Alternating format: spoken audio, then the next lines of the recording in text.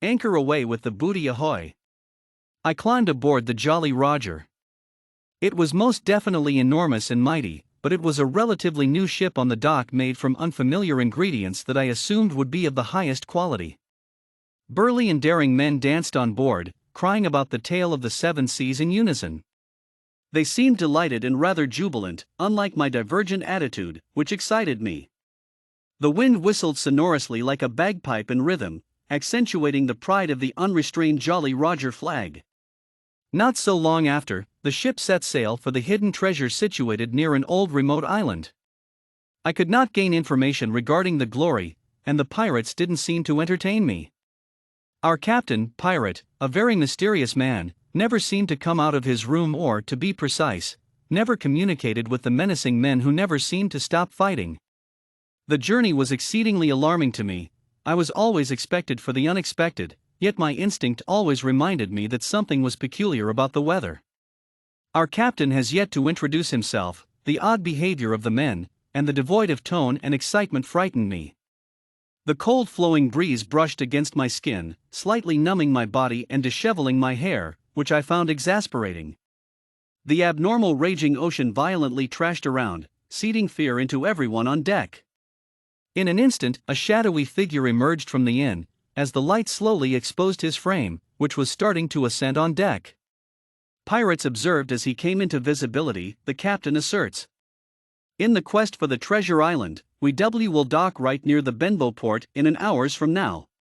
With that speech he left, without entertaining questions.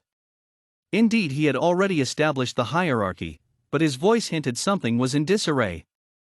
He struggled with his sentences. Our captain's a well-groomed man, and had a proliferating amount of skills. One of the finest, may I add, and feared across the seven seas. But never once did he seem so eccentric. Night had befallen, every pirate on deck was heading into their inns, but since I was the skipper, I was required to check the tide's current location. The sea calmed down after the aggressive activity that occurred during the day. The scene was almost tranquil and serene, just like how the clouds float on the pleasant days of spring. I dragged myself to the inn while jerking my body to not pass out, until I overheard a few men leaning beside barrels. My current state would not let me stay awake any longer, but I succumbed to my tendency of butting into conversations. I lay beside and heard them squabble. "I don't think the captain can take this ship over, Bloaty he can't talk," shouted Grunt. "Aye, you're right if I think so myself. How about we overthrow this captain and seize the treasure?" "I need that treasure," cried Black Dog. The rum was taking effect on them, and I ran back to the inn and slept. The next morning, I awoke and noticed a clash between the captain and Black Dog. The men shouted at each other as they clashed notoriously. Black Dog insisted on stealing the treasure and taking control of the Jolly Roger. The captain blatantly refused and charged forward. Black Dog and his men retaliated, grabbing their pistols and swords.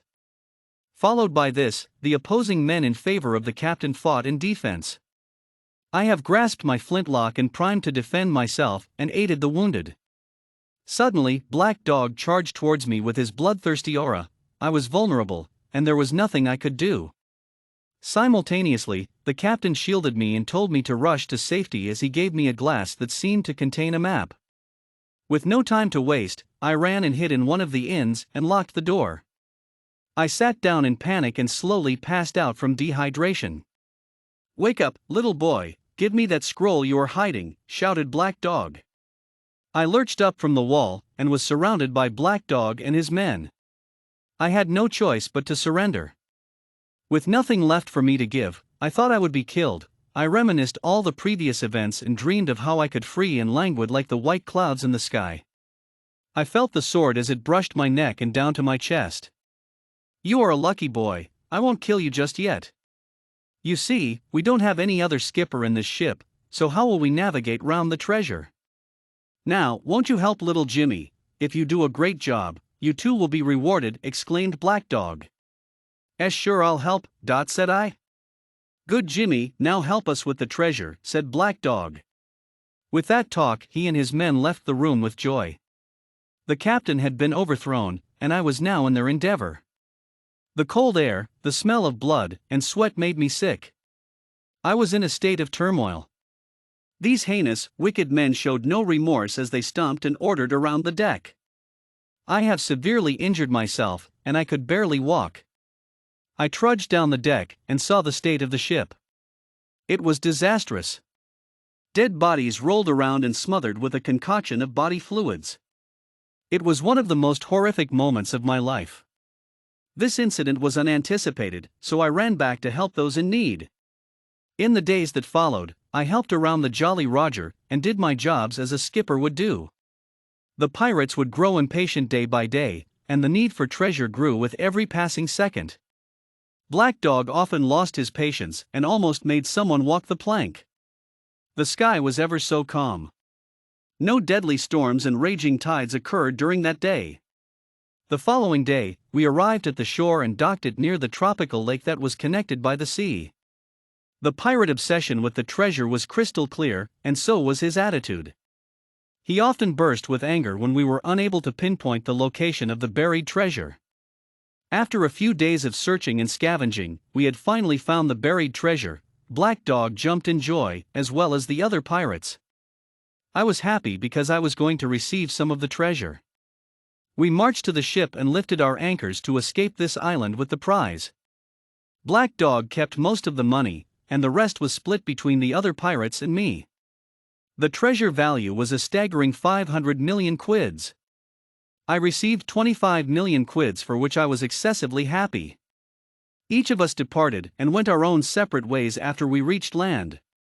Black Dog mysteriously disappeared and abandoned the Jolly Roger after getting the treasure. His attitude shocked me, but I soon disremembered it and left to fulfill my desires in life. After a few years, with my money, I was able to afford a house and start my own family in London. I often still go to watch clouds while I reminisce the whole eventful journey. It was ridiculous, but every now and then, I am haunted by Black Dog and the other souls of the dead pirates.